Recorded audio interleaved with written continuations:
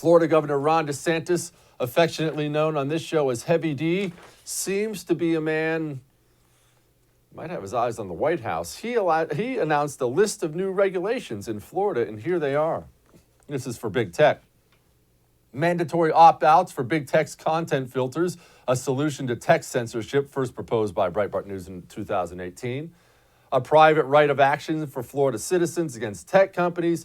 Fines of $100,000 per day levied on tech companies that suspend candidates for elected office in Florida, so on and so on. I'm not going to read you that entire thing because it's way too much reading, and I went to community college. But just know Governor Ron DeSantis is a man who seems to be very, very aware of the danger out there. And if we could just go ahead and take some of that and give it to every single Republican in this country, we'd be a lot better off. Here's Heavy D.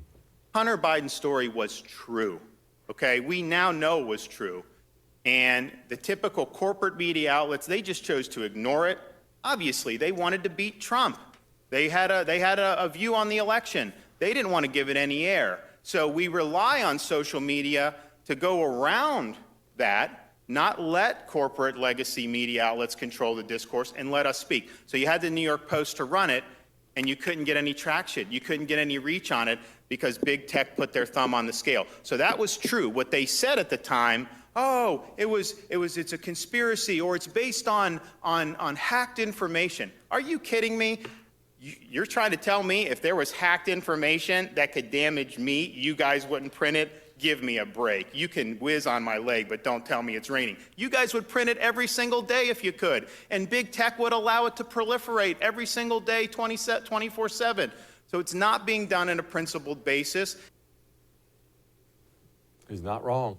He's not wrong about any of it, and he seems to be one of the few out there willing to actually take it on, and that's what we need. And no, I'm not going to cheerlead for him, and let me caution you against it.